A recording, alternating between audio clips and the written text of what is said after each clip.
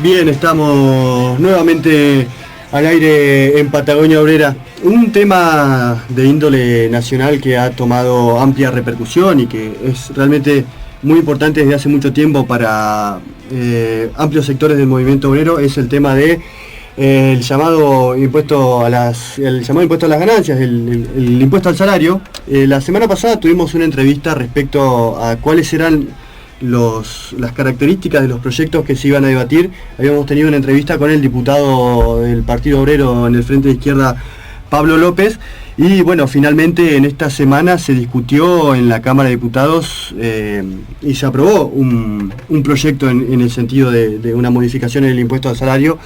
Para charlar sobre esta nueva situación estamos en comunicación con el diputado nacional del Partido Obrero en el Frente de Izquierda, Néstor Pitrola. Pitrola, buenas tardes, los saludamos desde Patagonia Obrera, aquí en Río Gallegos. ¿Cómo estás? Buenas tardes a todos. Bueno, Pitrola, finalmente la oposición patronal llegó a un consenso y se aprobó en Cámara de Diputados un proyecto de consenso entre el peronismo, el Frente Renovador. ¿De qué se trata esto? ¿Hasta qué punto modifica el impuesto al salario este proyecto que fue aprobado? Bueno, esto es bueno caracterizar lo que ha pasado en conjunto, caracterizar el proyecto aprobado. Ha sido una negociación entre Frente para la Victoria, entre Kicillof y Marcos Labaña, donde, digamos, se limó a la baja el proyecto que tenía Sergio Massa. Entonces han llegado a algo que, digamos, en el 2017 podría estar pagando el 10% de los trabajadores, como dijo Kicillof, que serían 1 millón de trabajadores, 800.000, 1 millón podrían estar pagando ganancias con una rebaja en la cantidad que pagan y con una rebaja de la cantidad de trabajadores que están hoy. De ninguna manera terminando con el impuesto a la ganancia en los salarios. Está claro. Por otra parte, son todas suposiciones, porque ¿quién sabe la inflación del año que viene? Sí. Todos los proyectos antiinflacionarios del gobierno han fracasado. La inflación, la llamada inflación núcleo, es muy alta también en noviembre.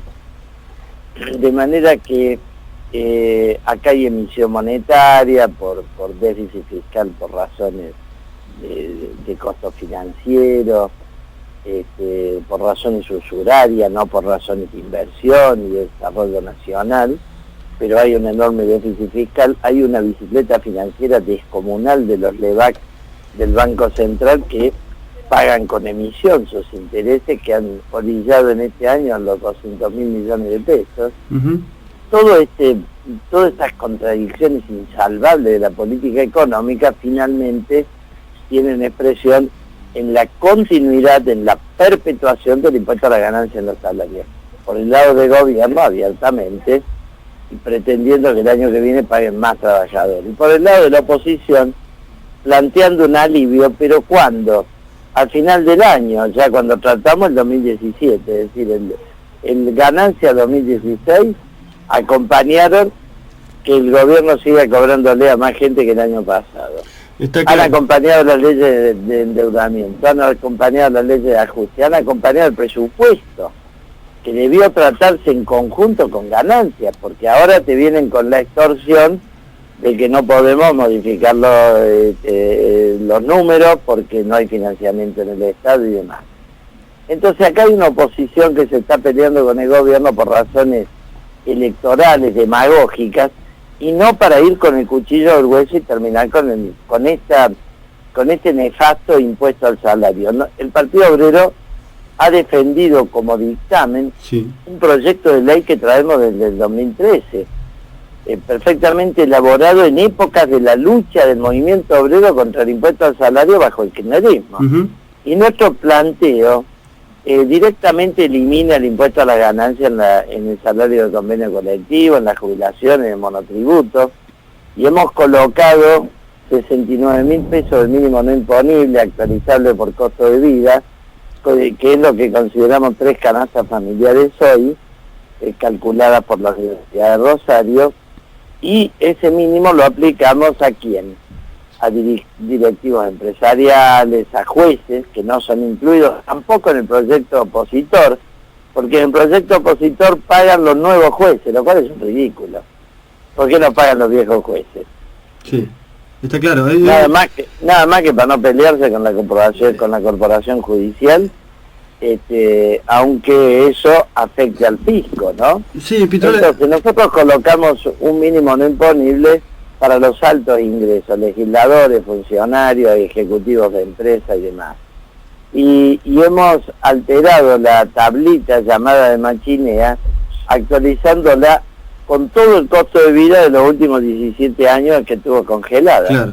Y eso nos da una multiplicación por 18, cosa que tampoco hacen ni el gobierno ni la oposición. No es casual un análisis que se conoció ayer, que hizo Ismael Bermúdez, Sí. que muestra que de acuerdo a la evolución ascendente de los ingresos, de los salarios, van convergiendo el proyecto oficial con el proyecto aprobado por la oposición. Uh-huh.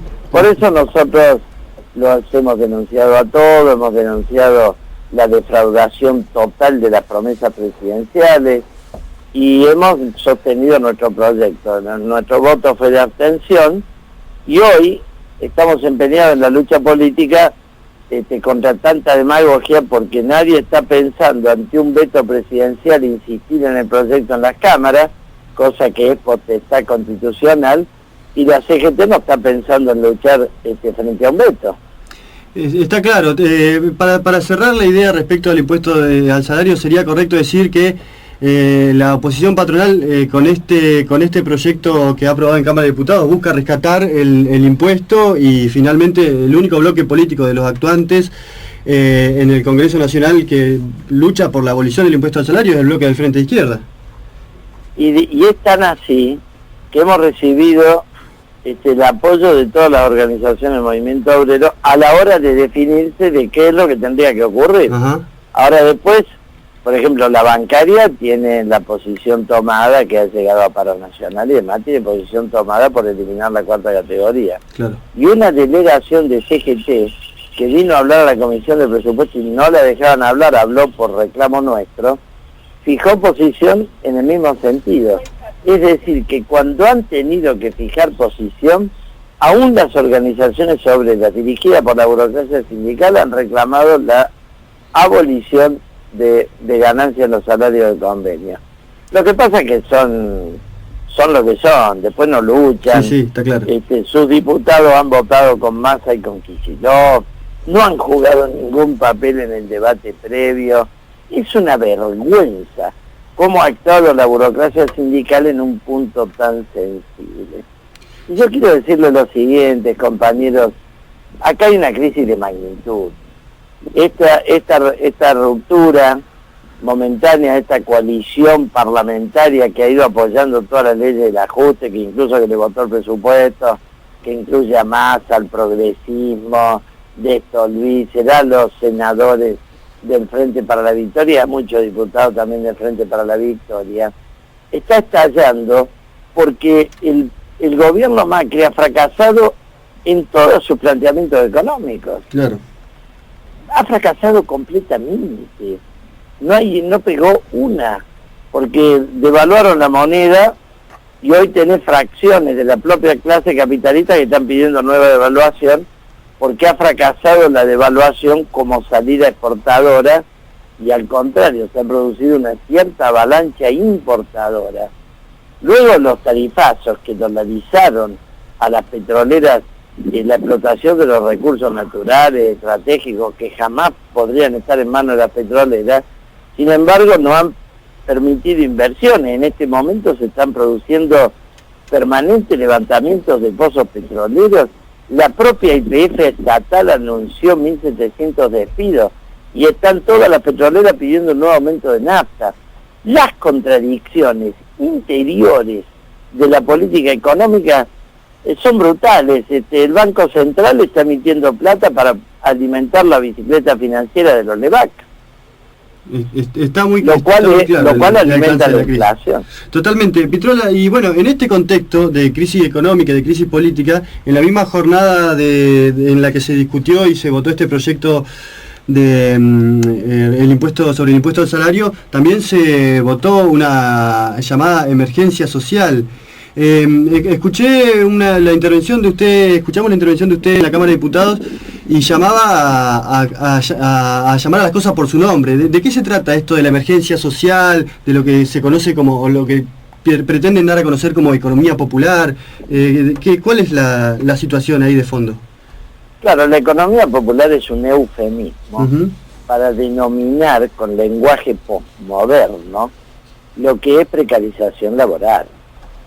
Son planes sociales que hoy valen 3.600 pesos, van a ser 4.000 pesos a partir de enero, y mediante una red de llamadas cooperativas, que son unidades de gestión de como mínimo 150 trabajadores cada una, las organizaciones que han entrado en este entuerto de la emergencia social y del Consejo de la Economía Popular terminan haciendo pavimento, arreglando escuelas, hospitales o lo que fuera, con una mano de obra absolutamente subpagada y precarizada. Están haciendo obra pública por fuera del convenio.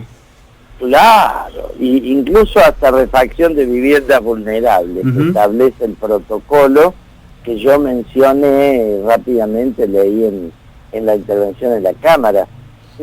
Nosotros los hemos denunciado, que es una estatización del movimiento piquetero, lo mismo que intentó Duhalde con el Consejo Consultivo en tiempo del año 2002, todo lo cual terminó muy mal, porque no resolvió el problema de la desocupación. Naturalmente quedaron fuertes contingentes afuera de la estatización de organizaciones populares, y finalmente la represión en el Puente Pueyrredón mató a Costegui y Santillán, lo que puso en una crisis definitiva al gobierno, que tuvo que irse de manera anticipada. Yo creo que este tipo de mecanismos sirven a la contención y no sirven a la resolución de los problemas. Acá hay que movilizar la economía, hay que invertir el ahorro nacional, tiene que moverse la producción petrolera, gasífera, hay que hacer obras de infraestructura, hay que tener una industria ferroviaria. Estamos completamente al revés. Y esto es puro asistencialismo. El gobierno Macri, con Pérsico, está haciendo lo mismo que hizo Cristina Kirchner, también con Pérsico, con Milagro Sala, etcétera. Yo señalé que no se entiende por qué la tiene empresa Milagro Sala, porque por otra parte está lleno de ladrones que están libres, Fariña, Vudú y tanta gente. Milagro Sala finalmente tendrán que probarle la malversación, que pueden haberla tenido, lo mismo que los sueños compartidos, pero ellos están reproduciendo el esquema de clientelismo, el esquema de cajas de las organizaciones sociales adictas que caracterizó a la Tupac Amaru de Milagro Sala, ¿no? Está claro. Es decir, que están reproduciendo el esquema kirchnerista en muchos planos, porque por otra parte están gobernando para capital financiero de la misma manera que Cristina terminó haciendo estallar todo en función del repago serial de la deuda, como le llamó ella. Sí, ¿no? Y en última instancia los que pagan esta situación son los trabajadores que terminan totalmente fuera de convenio, absolutamente precarizados. Absolutamente, por lo tanto fueron dos temas en estas extraordinarias en el Parlamento, muy representativos de la crisis, de toda la política económica macrista como planteamiento de superación de la bancarrota kirchnerista. Yo creo que esto plantea a los trabajadores una gran disyuntiva, ¿no? Disyuntiva en el plano de la lucha.